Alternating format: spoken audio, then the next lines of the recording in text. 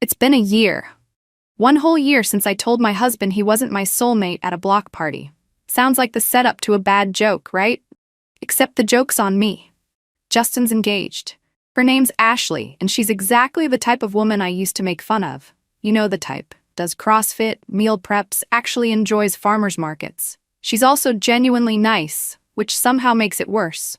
The kids adore her. Emma came home last week talking about how Ashley taught her to braid her hair the pretty way. I've been doing her hair for 9 years, but sure, Ashley's way is better. I had to downsize to this 2-bedroom apartment in the not-so-great part of town. The kids hate it here. Lucas cried when he saw his new room. It's half the size of his old one. Emma keeps forgetting to pack her favorite clothes when she comes to stay with me, leaving them at home. Except home isn't with me anymore. It's the house I used to live in, where Justin and Ashley are playing happy family with my children. The worst part? Justin's thriving. He lost 30 pounds, got this confidence I never knew he had in him. Turns out my boring husband is actually pretty funny and charming when he's not walking on eggshells around someone who cringes every time he shows affection. At the last parent-teacher conference, which we had to do separately because I can't handle seeing them together, Emma's teacher actually gushed about how involved and present Justin is. She gave me this look like, "What's wrong with you?" I wanted to scream that he was always like that. I just didn't appreciate it. The kids are choosing to spend more and more time at home. They're not even subtle about it anymore. Every other weekend with me has turned into every third weekend, and even then, they're constantly texting Justin or Ashley. Emma asked to live with them full-time last month. Said she likes her old school better, misses her friends in the neighborhood. But I heard what she wasn't saying. She likes the stability there. The family dinners where no one's scrolling through their phone. The routines. All the things I used to call boring. Dating? What a joke. Turns out, there's not a huge market for bitter divorced moms who publicly humiliated their ex-husbands. My last date ended before it began when the guy Googled me. That block party video is still floating around local mom groups. My soulmate apparently didn't get the memo that he was supposed to show up after I blew up my life. Work is, well, it's work. Still telling people to restart their routers, but now I'm doing it from a cramped corner of my bedroom because the apartment doesn't have space for an office. Sometimes I hear Justin and Ashley in the background when the kids call during my shifts, them laughing, making dinner together, living the life I threw away because it wasn't exciting enough. The kicker? They're expecting. Ashley's pregnant. Emma couldn't wait to tell me, all excited about being a big sister again. Funny how the universe works. Justin's getting the bigger family he always wanted, just not with me. And I'm living in an apartment with mysterious stains on the carpet, trying to convince my kids that every other weekend at Mom's is fun because we can order pizza and stay up late. Looking at my life now, the empty apartment, the kids who prefer their stepmom, the dating profile I can't even bring myself to update, I keep thinking about that stupid locket. The one Justin tried to give me at the block party. He donated it to Goodwill along with everything else I ever gave him. Part of me wants to go find it, just to see those pictures again. To remember what it felt like to be loved that completely, even if I thought that love was suffocating at the time. But you know what? I still don't think he was my soulmate. A soulmate wouldn't have let me push them away. A soulmate would have fought harder, would have understood my need for more without me having to explain it. At least, that's what I tell myself at 2 a.m. when I'm scrolling through old photos, wondering how I ended up here. They say be careful what you wish for. I wished for more excitement, more passion, something different than my boring, predictable life with Justin. Well, I got it. Turns out different doesn't always mean better. Sometimes it just means watching your ex-husband find happiness with someone else while you eat microwave dinners alone, wondering if your kids remember that you used to be the one they ran to first. You know what's worse than dealing with angry customers all day? Dealing with them when your life is falling apart and you can't even mute yourself to cry because you're behind on metrics. Brandon, that guy from work with the honey voice? He basically stopped talking to me after someone from the neighborhood posted about the block party drama in a local Facebook group. Turns out his sister lives 3 streets over. He switched his Zoom background to a photo with his girlfriend, some yoga instructor who probably never publicly humiliated her husband. Message received, I guess. The bill started showing up, and that's when I realized how much Justin actually handled. Like, I knew we had a comfortable life, but I didn't know we had a "how is electricity this expensive" life. The mortgage payment made me want to throw up. Justin's still sending his share like clockwork. He's too good not to. But everything costs more when you're splitting it instead of sharing it. My best friend Kim finally called, after ignoring my texts for days. I thought she'd be on my side. She's usually all about living your truth and not settling. Instead, she hit me with, "Meg, I love you. But what were you thinking? Justin worshipped the ground you walked on." As if that was the point. As if being loved too much is supposed to be enough. The kids, though? That's what's really killing me. They come back from their days with Justin talking about how much fun they had, how Dad's teaching them to cook, how he helps them with homework without checking his phone.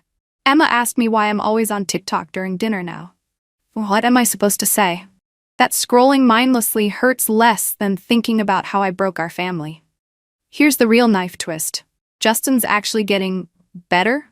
Like, I saw him at school pickup yesterday. We're doing this awkward dance of avoiding each other while pretending everything's fine for the kids, and he looked good. He's lost weight, got a haircut that actually works for him. Even his clothes fit better. He didn't try to talk to me, didn't give me those sad puppy eyes. Just smiled at the kids and asked about their day like he hasn't been crying himself to sleep. At least, I assume he has been. I know I have. I tried dating apps for about 5 minutes. Do you know how many guys unmatch when they find out you have 2 kids? And the ones who don't, well, let's just say there's a reason they're okay with it. One guy actually recognized me. "Aren't you that lady from the block party video?" Apparently, someone recorded the whole thing. Great. My private Instagram following dropped by half. Turns out most of our mutual friends weren't so mutual after all. Even my astrology groups aren't helping anymore. Posted about looking for cosmic guidance in my love life and got hit with, "Honey, the stars didn't tell you to humiliate a good man in front of his children." The final straw? Lucas asked to spend his birthday at Dad's place instead of with me. Said Justin promised to make his favorite dinner and help him build his new Lego set. Remember when I complained about Justin being boring? Turns out, boring and reliable looks pretty good when you're eating microwave dinners alone because you're too tired from work to cook. Kim says I'm playing the victim, but she doesn't get it. I didn't want any of this. I just wanted more. Different. Something that felt like those romance movies where everything's intense and passionate. Instead, I'm sitting here in my home office telling customers to try turning their routers off and on again, watching through my window as the neighborhood moms cross the street when they see me coming. I woke up the next morning with a wine headache and that weird feeling of hoping everything was just a bad dream. But Justin's side of the bed was empty and cold. At first, I thought he was just giving me space, probably sleeping on the couch like he does when I get moody. His word, not mine. Then I noticed his closet was half empty, not ransacked or anything dramatic. He's too nice for that. Just methodically packed. His favorite hoodies, those awful cargo shorts, his dad's shoes, all gone. The bathroom counter looked weirdly neat without his electric razor and that Old Spice deodorant I always complained about. There was a note on the kitchen counter, because of course there was. Justin and his notes. This one wasn't a love note, though. Just neat handwriting explaining he'd transferred his half of this month's mortgage and utilities to our joint account.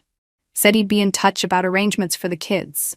Signed it "Take care," instead of his usual "Love you forever" with a heart. Somehow that hurt worse than if he'd written something angry. My first thought? Relief. Like finally, I could breathe without someone watching me breathe.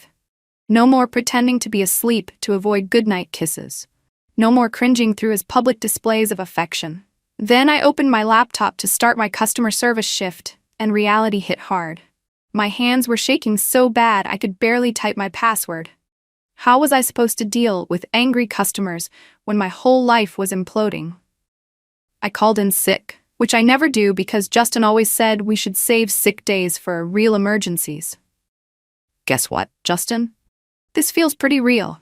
I made the mistake of checking Facebook. Already, there was this vague post from Susan about appreciating good men while you have them, with like 50 crying emoji reactions.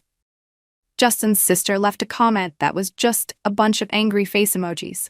I tried posting something about choosing happiness and following your truth, but took it down after his sister commented, "Are you serious right now?" The worst part was when the kids came home from school. Emma took one look around and asked, "Where's Daddy?" What was I supposed to say? "Sorry, kids. Mommy had a meltdown at the block party because Daddy loves her too much." Lucas kept asking if Daddy would be back to read his bedtime story. That's when I started panic texting Justin. No response. Called his parents, straight to voicemail. His sister answered just to tell me I'm dead to their family, which feels a bit dramatic. I mean, it's not like I cheated on him, I just told the truth. Maybe not in the best way, but still. That night was the longest of my life. The house felt too quiet without Justin's awful snoring. I kept picking up my phone to check my horoscope app, like maybe the stars could tell me if I'd just made the biggest mistake of my life or finally set myself free. The app said something about Mercury being in retrograde and major life changes being destined. Great timing, Mercury. I scrolled through our photos until my eyes hurt. There was Justin at Emma's birth, crying like a baby himself. Justin teaching Lucas to ride a bike. Justin at every single moment of our life together, looking at me like I hung the moon. And for the first time, instead of feeling suffocated by his love, I felt empty. Sleep wouldn't come, so I did what any rational person would do at 3 a.m., stalked my ex's Instagram. Derek was posting stories from some rooftop bar, still looking like a snack. But somehow, seeing his perfect life didn't give me the same thrill it used to. All I could think about was Justin, probably lying awake somewhere too, still wearing that stupid world's best husband shirt, wondering where he went wrong. Looking back, I probably should have known that block party would be a disaster. But Justin was so excited about it, like he is about every boring neighborhood event. He actually wore that stupid world's best husband t-shirt I've been trying to accidentally donate for months. And those cargo shorts, I swear he owns stock in whatever company makes those things. I started drinking wine early. Like, what else was I supposed to do? Everyone was there with their perfect families, pretending we all love living in cookie-cutter houses and doing the same thing every weekend. Susan brought her famous potato salad, which, by the way, is just potato salad with extra mayo, but everyone acts like she invented potatoes. And there was Justin, following me around like a lost puppy, trying to hold my hand every 2 seconds. The new neighbors were there, this couple who just moved in across the street. The husband, Matt, was in the pool with his kids, all tanned and fit, teaching them how to dive. Meanwhile, Justin's telling anyone who'll listen about how we met, calling me his soulmate, and trying to kiss my cheek every 5 minutes. Do you know how embarrassing it is to have your husband act like a lovesick teenager when you're trying to have an adult conversation? I was on my 3rd glass of wine when he did it. This man actually gathered everyone's attention, like clinked his plastic cup with a fork, kind of gathering to announce he'd been saving up for a surprise romantic getaway to his parents' timeshare. The same beach we've been to 3 years in a row, where his mom makes the same casserole every night, and his dad tells the same fishing stories. But wait, it gets better. He pulled out this heart-shaped locket, right there in front of everyone. Inside were these tiny pictures of us, one from our wedding, and one recent one where I'm clearly mid-blink but he thinks I look natural. He started going on about how lucky he is, how he thanks the universe every day for bringing him his little love bug. I just snapped. Maybe it was the wine. Maybe it was seeing Matt climb out of the pool looking like a commercial for everything Justin isn't. Maybe it was just weeks of built-up frustration from being stuck at home, taking customer service calls in a house that feels more like a prison every day. But I pulled away from him so hard I actually spilled my wine. Can you stop? I remember saying it loud enough that people turned to look. Can you stop being so clingy for 5 minutes? You're embarrassing me. Justin got that confused puppy look he always gets when he doesn't understand what he did wrong. Which made me even angrier. I started laying into him right there, between Susan's mayo bomb and Mike's grill. About how suffocating he is. About how I can't stand the way he looks at me all the time like I'm some kind of goddess when I'm just not. About how his constant need to touch me and kiss me and prove to everyone how in love he is makes me want to scream. The whole party got quiet, even the kids in the pool stopped splashing. But I couldn't stop. It was like everything I'd been holding in during customer service calls, during his goodbye kisses, during his nightly cuddle attempts, just came pouring out. You're not my soulmate. I heard myself saying it, but it was like someone else was talking. You're just the father of my kids. And I'm tired of pretending your love isn't embarrassing. He just stood there, holding that stupid locket, looking like someone had punched him in the stomach. Then, without a word, he turned around and walked home. I heard Emma start crying, and Lucas kept asking why Mommy was being mean to Daddy when he just wanted hugs. The silence was deafening. Susan actually covered her potato salad like my outburst might contaminate it. Matt's wife pulled their kids out of the pool. And me? I just stood there, empty wine glass in hand, suddenly very aware that I'd just become the neighborhood's newest gossip topic. The isolation really started getting to me after my maternity leave ended, like my whole world became this tiny home office, watching life happen through my laptop screen. My coworkers would show up to Zoom meetings with these gorgeous backgrounds, exposed brick walls, fancy bookshelves, actual dedicated office spaces. Meanwhile, I'm trying to look professional in front of a mountain of unfolded laundry, muting myself every 5 minutes because the kids are screaming. Between calls, I started noticing everything. The way Justin breathes so loud when he sleeps, like, why has no one ever told him he needs a sleep study? His complete lack of taste in literally everything. Man started wearing those white New Balance dad shoes unironically, and when I dropped hints about upgrading his wardrobe, he bought the exact same style in brown. Who does that? Our sex life? Let's not even go there. When it happens, it's like we're following some boring script. He tries to be romantic, but it's all so predictable. I'll be honest, sometimes I fake headaches just to avoid it. And Justin? He doesn't even notice something's wrong. He just kisses my forehead and says, "Feel better, honey," in that same sweet voice he uses for everything. It makes me want to scream. The team meetings at work became my escape. There's this new guy, Brandon, who joined our customer service team. His voice is like, imagine if honey could talk. And he's genuinely funny, not just dad joke funny like Justin. During our team meetings, he always knows exactly what to say to make a bad day better. I caught myself fixing my hair before video calls, wearing actual makeup, not just for professional reasons if you know what I mean. I know that sounds bad, but you have to understand, I spend my whole day watching other people's lives through screens. My ex, Derek? His Instagram is like a travel magazine. Still playing shows, still looking like he lives at the gym, dating this yoga instructor who probably doesn't have to hide in the bathroom to eat chocolate. Meanwhile, Justin's idea of adventure is trying a new flavor of Doritos. The worst part is how oblivious he is to all of it. He comes home every day, so excited to see me, trying to kiss me hello while I'm on calls. Do you know how embarrassing it is when you're trying to sound professional with a customer and your husband is making heart shapes with his hands in the background? Like, read the room, Justin. I've started leaving my ring off during video meetings. Just to feel, I don't know, more like myself? Brandon noticed once, made this joke about how some people don't need jewelry to shine. Justin would never say something like that. His idea of a compliment is, that new headset looks practical, honey. My work friends get it. In our team chat, they share stories about romantic surprises, weekend getaways, passionate arguments that end in even more passionate makeups. Meanwhile, Justin's big gesture last week was buying me an ergonomic chair because he noticed I was rubbing my back during dinner. Thoughtful? Sure. Romantic? About as romantic as his white New Balance collection. I keep having this recurring daydream during mind-numbing calls. I'm living in one of those exposed brick apartments. No laundry in sight, no chicken nugget crumbs ground into the carpet. Someone who actually matches my vibe is bringing me coffee in bed. Someone who doesn't slurp their coffee like they're trying to inhale it through their face.